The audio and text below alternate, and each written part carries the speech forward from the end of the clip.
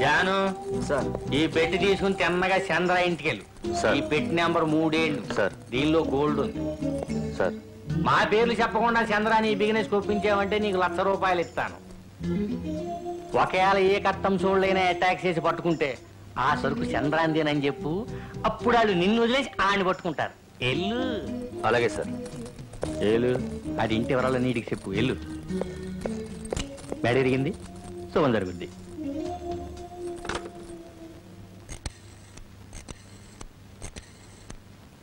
Hello, customs ఆఫీసా? మీరు 1 గంటలో చంద్ర ఇంటికి వెళ్తే బ్రౌన్ షుగరు, హెరాయిన్, యాసిడ్స్ దొరుకుతాయి. నేనెవరినో అడగండి, మీకు అశుభం. మావయ్య, చంద్రాన్ని అంత తక్కువగా అంచనా వేయకు. మనం ఎక్కడ ఆవులిస్తే వాడు అక్కడ పేగులు లెక్క పెడతాడు. వాడి కస్టమ్స్ వాళ్ళకి చంద్రం పేరు బదులు మన పేర్లంతా చెబుతాక అనుమానాలంతా వస్తాయి. ముయ్యి ఆడు జైలుకి వెళ్ళడం న్యాయం, మనకాడి పేడ ఎరగడవటం ఖాయం. ఇంతకీ ఎవరు మీ ఎండి? మీరు మా బిజినెస్ లో చేరడానికి ఎగ్రీ అయితేనే గానీ మా ఎండి పేరు చెప్పడానికి వీలేదు. ఇది ఆయన ప్రెస్టేజ్ సంబంధించిన విషయం. నాకు నచ్చంది నేను చేయను. మీకు నచ్చింది మేము చేయం. ఈ బిజినెస్ మీకేం కొత్త కాదు. మీకు టచ్ ఉన్న gold business all country samples తీసుకొచ్చాను. చూసి మీ డెసిషన్ చెప్పండి.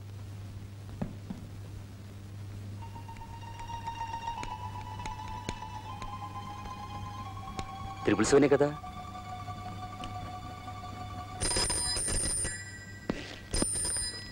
హలో, నమస్తే. వచ్చిన వాడిని ప్లాన్ మీద పంపారు. ఇప్పుడు కస్టమ్స్ వాళ్ళు వస్తారు, వాళ్ళకి మీ పేరు చెప్తాడు. అదే వాళ్ళ ప్లాన్. నేనెవరో అడగండి, నేను చెప్పింది నమ్మండి. నమస్తే.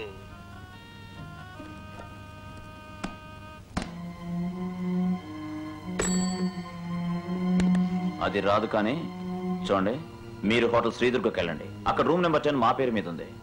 మీరు వెళ్ళండి, మేము వచ్చి అగ్రిమెంట్ చేసుకోండి. అలాగే సార్.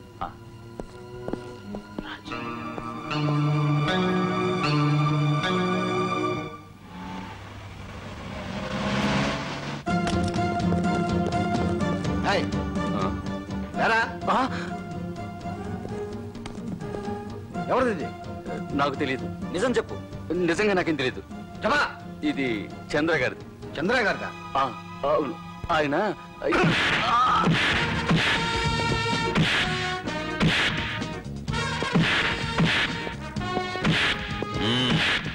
నమస్కారం సార్.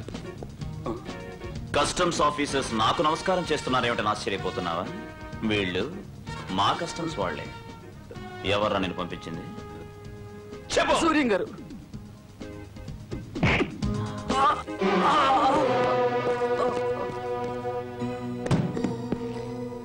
ఏరా, విశ్వాసం లేని వెధవా, ఎంత విరోధైనా ఇలాంటి నీచమైన పని చేయడరా. ఎప్పుడైతే ఈ మెడలేని రాస్కల్తో చేరావో అప్పుడే నీ డౌన్ ఫాల్ స్టార్ట్ అయింది. నీలాంటి క్రిమినల్ బ్రెయిన్ ఎవరికీ ఉండదు. ఇదిగో, ఏదైనా ఉంటే మనం డైరెక్ట్ గా చూసుకుందాం. ఇలాంటి అమాయకులు మాత్రం ఇరికించుకో. నీ దారి నీదైనప్పుడు నా దారి నాదనుకున్నాను. నా దారి కడ్డొచ్చావో నీకే దారి లేకుండా చేస్తాను. స్నేహాన్ని మర్చిపోయి నేను ఆలోచిస్తే క్షణాల్లో నువ్వు తునకలైపోతావు. This is the dead and last warning for you. జాగ్రత్త. నేను చెప్తే విన్నావా? వాడిని రెచ్చగొట్టడం కన్నా వాడికి దొరకకుండా మనం వ్యాపారం చేసుకోవడమే మంచిదని. సూర్యం సార్ వాడే ఇంత నల్లవాడితో వ్యాపారాలంతా వదులుతామ్మా. మున్నాల మాదిరి ఆ చంద్రం సార్ వాడితో కలిసి స్నేహాలంతా చేస్తామా. పిల్లికి భయపడి పాల్గొనుకోవడం మానేస్తామా? గవర్నమెంట్ నీ చేతిలో ఉంది. ఆడి పని పోలీసులకు అప్పచెప్పు. కరెక్ట్. వేలు, నాన్నగారికి ఫోన్ చేయి. ఐజీ అంటే ఏంటి? రాష్ట్రంలో శాంతి భద్రతలకు అతనే బాధ్యుడు. కానీ జరుగుతున్నదేంటి? ఆ చంద్ర అనేవాడు ఎలాంటి వాడు తెలుసు కదా. అతను ఇప్పుడు రెచ్చిపోయి ప్రభుత్వం ఎంత, లా అండ్ ఆర్డర్ ఎంత తీసిపారి తిరుగుతున్నా వాడి మీద ఎలాంటి చర్య తీసుకోరే? దొరకాలి కదండి. కథలు చెప్పకండి. ఇదివరకు చాలా సార్లు హెచ్చరించాను, ఇక హెచ్చరించను. వెళ్ళండి.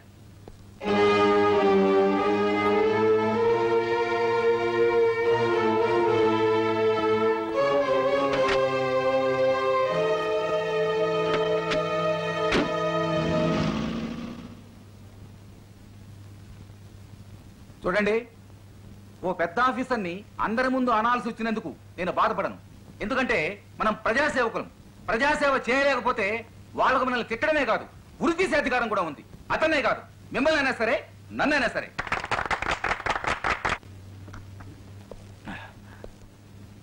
ఇది చాలా కాన్ఫిడెన్షియల్ మ్యాటర్, మన ఇద్దరి మధ్య ఉండాలి. సీఎం గురించి అతని కొడుకు గురించి అందరూ ఎంతో అసహ్యంగా చెప్పుకుంటున్నారు. మన డిపార్ట్మెంట్ వాళ్ళు వాళ్ళతో పాటు ఆలోచి పడినట్టు అందరూ అనుకుంటున్నారని నాకు తెలిసింది.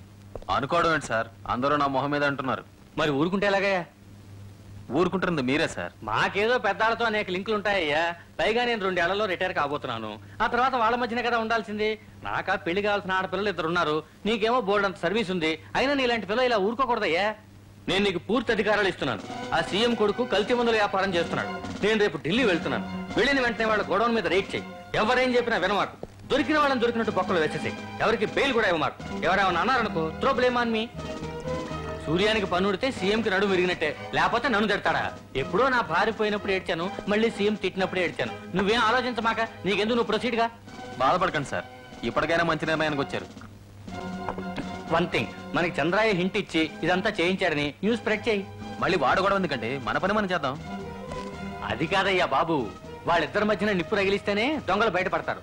ఆ పైన నేను ఢిల్లీ నుంచి మేనేజ్ చేసి ఈ గవర్నమెంట్ ను పడగొడతాను. ఓకే, నీకు ఫుల్ పవర్స్ ఇస్తున్నాను. వెనక్కి తిరిగి చూడమాక.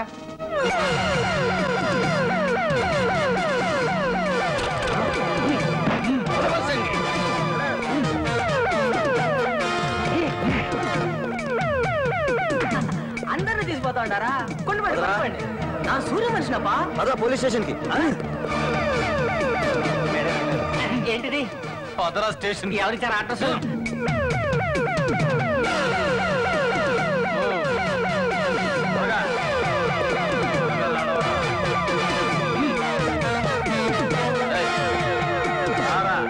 ఫోన్ చేసి ముందు పదరా స్టేషన్. అయినా సీఎం కొడుకు గారు ఉండి ఈ కేసు ఇంత గట్టిగా వీసిపోయింది అంటే దీని వెనక ఎవరో గిట్టని వాళ్ళ ప్లాన్ ఉంది. నేను నిజం చెప్తున్నాను. వాడెవడో తెలుసుకుని వాడిని మన పక్కకు లాక్కుని కేసుని హషప్ చేయకపోతే రేపు కోర్టులో గెలవడం ఇంపాసిబుల్. ఇంపాసిబుల్ అయితే మీరు ఎందుకంటే ఉన్నారు? ఎందుకున్నారు? సార్, మీరు అలా కోపడితే నేనేమీ చేయలేను. ఈ బెయిల్ కూడా క్యాన్సిల్ అయిందంటే ఏ క్షణంలో మిమ్మల్ని అందరినీ లోపల తోసేయచ్చండి. మనకి ఈ రోజులు ఇంకెవరు? ఆడాలుడు నీ ఫ్రెండ్ కింగు మన ఆట మనిషి ఉండగా ఈ దొంగ దెబ్బ వేశాడు. దొంగచాటు నాటకాలు ఆడటం నాకు చేత కాదు. నేనేదైనా చేస్తే నీకు చెప్పే డైరెక్ట్ గా చేస్తాను. విరోధులమైన ఇంటికొచ్చి అడిగావు కాబట్టి అసలు విషయం చెప్తాను. నీ మీద, నా మీద, మీ నాన్నగారి మీద మొదటి నుంచి కడుపు మంటతో ఉన్న వ్యక్తే ఇది చేశాడు. ఎవరు? ఐజీ. ఐజీయా? ఇక్కడ రైడింగ్ ఆర్డర్స్ ఇచ్చి లీవ్ మీద పోయాడు. ఇప్పుడు అతను ఢిల్లీలో ఉన్నాడు. మీ నాన్న కూడా ఢిల్లీలో ఉన్నాడుగా. మీ నాన్నకి ఫోన్ చేసి ఐజీతో మాట్లాడమను. సమస్య అక్కడే తెలిపోతుంది. చాలా థ్యాంక్స్. నువ్వెప్పటికైనా నా వైపుకి రాకూడదు. కోర్టులు ఇస్తాను. నువ్వు నా వైపురా, నా ప్రాణమే ఇస్తాను.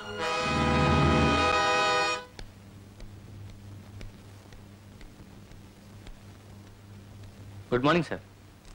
రాజేసింహ, నీకోసం చూస్తున్నాను. కూర్చో. Thank you sir. కూర్చోవయా, కూర్చో కూర్చో. ఢిల్లీలో చలి చాలా ఎక్కువగా ఉంది కదా? ఏజ్ కూడా కదా సార్. ఇంత ఏజ్ వచ్చినా ఇన్ని సంవత్సరాల నుంచి నువ్వు సర్వీస్ చేస్తున్నా నీకంటూ సొంతంగా ఒక ఇల్లు కూడా కట్టుకోలేదంటే నాకు చాలా బాధగా ఉంచుమా. గొర్రెకి బెత్తడి దోకే కదా సార్. బాబు దగ్గర నుంచి ఫోన్ వస్తే గంట తర్వాత చేయమని చెప్పండి.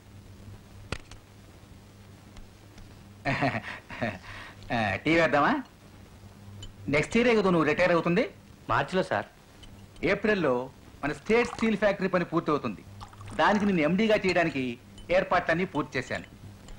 నేను తెలుసుకుంటే నిన్ను 5 సంవత్సరాలు మేనేజింగ్ డైరెక్టర్ గా ఉంచగలను. నీ లైఫ్ టైంలో సంపాదించుకోలేనంత సంపాదించుకోవచ్చు. నువ్వు ఒక ఒడ్డు చేరడం కోసమే నేను పని చేస్తున్నాను. తీసుకో.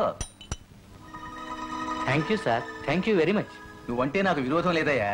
మన ఇద్దరి స్నేహం బయట వాళ్ళకు తెలియకుండా ఉండడం గురించే అప్పుడప్పుడు అలా అరిచాను. నిజంగా అనుకున్నావా పిచ్చోడా? అబెబ్బే, అవేమి నేను ఎప్పుడు పట్టించుకోలేదు సార్. మా బాబు సూర్యం అంటే నాకు చాలా ఇష్టం. తల్లి లేని పిల్లాడు. వాడి మనసు బాధపడితే నేను తట్టుకోలేనయ్యా. అవును సార్, సూర్యన్ చాలా మంచి అబ్బాయి. మీరు గర్వించదగిన కొడుకు. I like him very much. వస్తాను sir. Thank you very much. చూడు, అక్కడేదో గొడవ రైడింగ్ జరిగిందట. ఇందాక అబ్బాయి ఫోన్ చేశాడు. అరే, ఎలా జరిగింది? నాకు తెలీదే. ఏదో చేశాడో ఏమో. జరిగింది ఏదో జరిగింది. ఇప్పుడు ఏం చేయాలో ఆలోచించు. తప్పంతా ఏఎస్పీ మీద తోసేసి కేసు నష్టం చేసి నెక్స్ట్ మంత్ కమిటీ మీటింగ్ సుమా. ఏం చెప్తే పనులు ఎలా జరుగుతాయో వాడు వద్దన్నాలు ఆగిపోతాయి కదా. అంటే నువ్వు వాడికి విరోధి కాకుండా మాత్రం చూసుకో అంతే. అంతా నాకు వదిలేసి మీకేం తెలియనట్టుగా రిలాక్స్ అవ్వండి. అబ్బాయిని హ్యాపీగా ఉండమానండి. నేను లేకపోవడం వల్ల అక్కడ ఏదో తొందరపడమని జరుగుతుంది. తొందరపడ్డం ఏంటి సార్? మీరేగా అరెస్ట్ చేయమని చెప్పింది. పెద్దవాడిని ఏదో చెప్పానయ్యా మాట వరుసకి. అది నువ్వు సీరియస్ గా తీసుకుంటే ఎలా? ఇది ఆ పెద్దవాళ్ళతో పని. ఆ పెద్దవాళ్ళ గురించి నేను ఆలోచించడం లేదు సార్. మీ పెద్దలకు ఎందుకు ఇలా ఊగిసలాడుతుందో అర్థం కావట్లేదు. మాటలు అనవసరం. మన డిపార్ట్మెంట్ అంటే కుర్రాళ్ళు ఆడుకునే ప్లే గ్రౌండ్ కాదు. కొంచెం ఆలోచించి నడుచుకో. It's my last warning.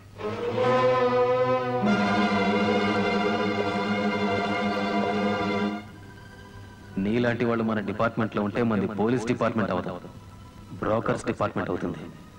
ఏమిటి ఇంకా ఇక్కడే ఉన్నావు? నా గురించి లోపల ఏమనుకుంటున్నావు? తిట్టుకుంటున్నావా? ఏం లేదు సార్.